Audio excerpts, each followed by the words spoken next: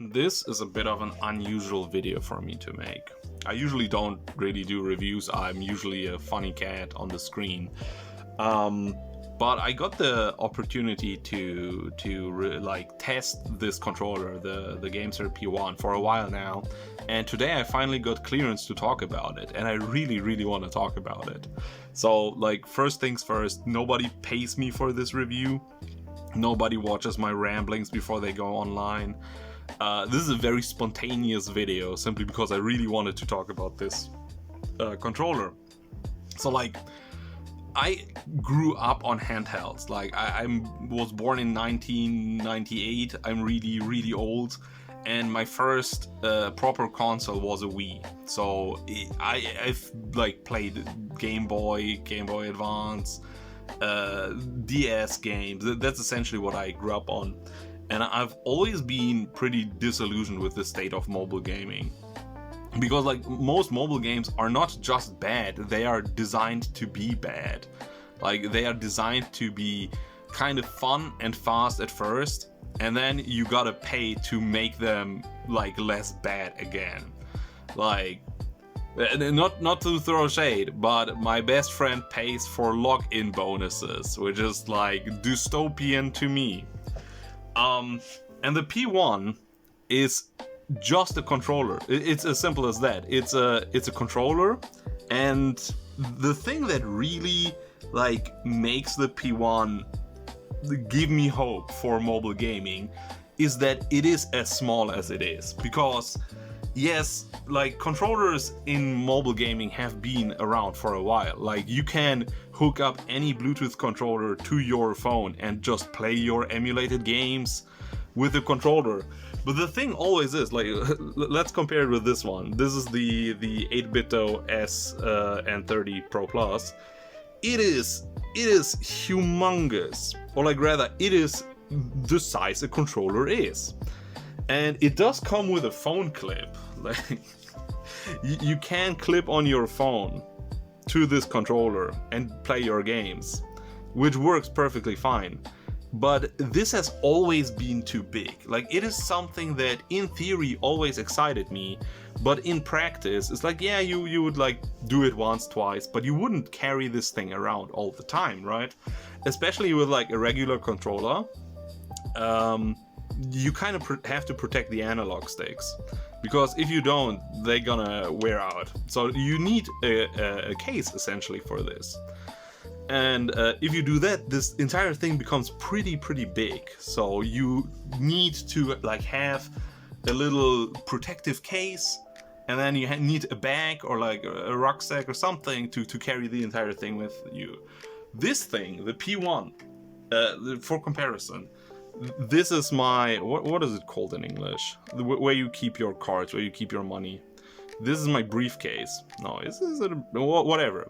It is a little bit slimmer and a little bit longer than this thing, but I've been carrying around the P1 for like a week, like just testing it out in university, and I'm forgetting that I have this thing with me all the time. Given if I had like a thicker wallet is the word I was looking for. If I had a bigger wallet, surely this wouldn't go together this well. But I think it's crazy that I'm carrying around this thing and I'm forgetting that I have it with me all the time. Please focus. Please focus. So yeah, what is it? It's a Bluetooth controller. Negatives out of the way first. It, like, everything that it lacks is kind of due to its form factor. Like, it's not gonna replace your current controller for your like AAA modern games. Like, let's not be like delusional here. But I think that's fine.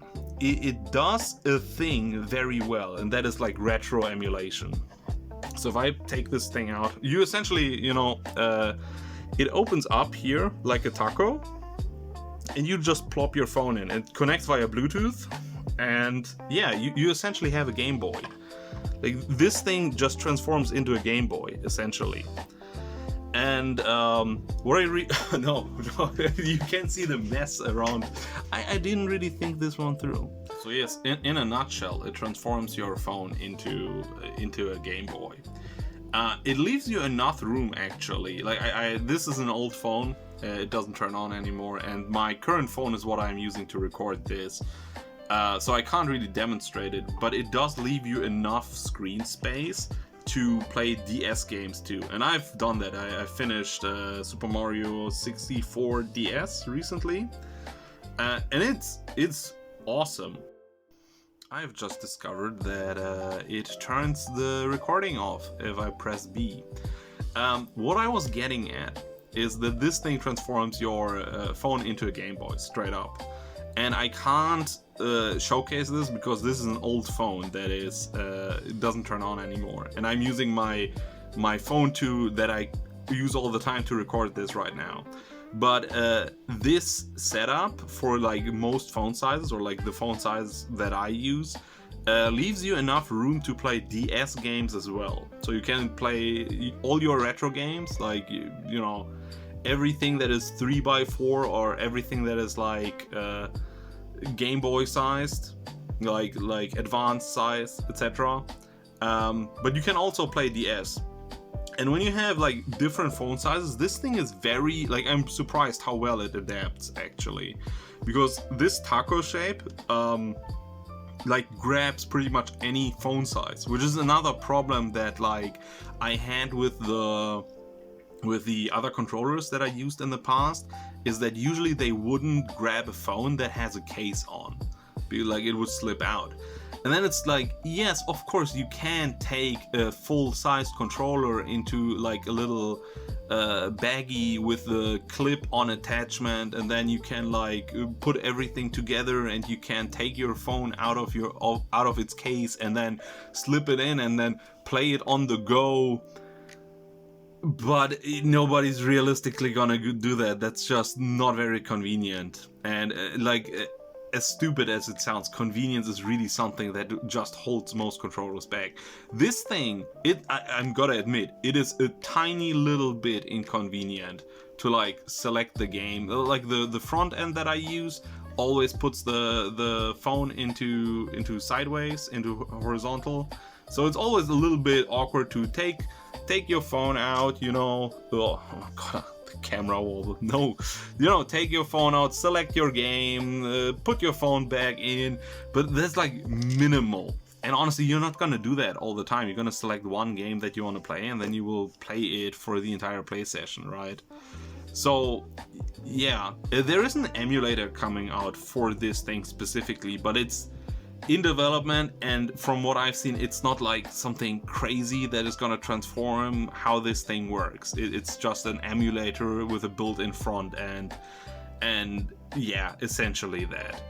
So do I have anything on my notes? I just put down everything that I had a gripe with. Like quality-wise, build-wise, this thing is great.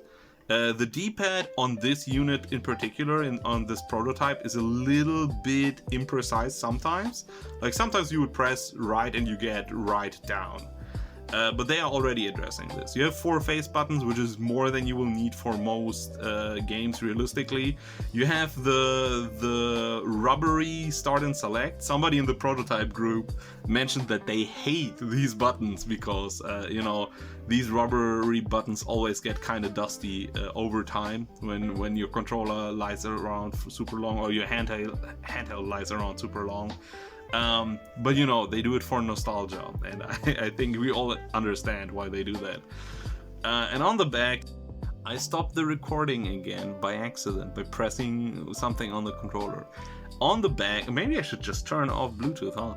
On the back we have four shoulder buttons. So you got L and R1, and you can change them. Like there is a macro that you can input to like change the controller internally to treat this as L1 instead of this. So you have options. In general, I think it just works fine. I'm using these two for like save states usually, and these two just as you know, their normal thing. But in conclusion, what are you really gonna play that requires additional shoulder buttons. It's nice that they are there, but realistically, this controller has everything that it needs to do the job that it sets out to do, and I think that is, I really appreciate that. Oh, I didn't mention price. I didn't get a price from GameSir, but The Verge mentions, and I assume they have the information from GameSir. The Verge mentions this thing is $30, or like $35, $30 if you get it early, which is like half a controller for like a really small controller. And I'm loving this thing. And yeah, that's essentially all my ramblings on this controller. It connects via Bluetooth. It is a Bluetooth controller. That is what it is. Like, that's the way I can put it. Imagine a Bluetooth controller, but in a form factor that actually works for what it sets out to do.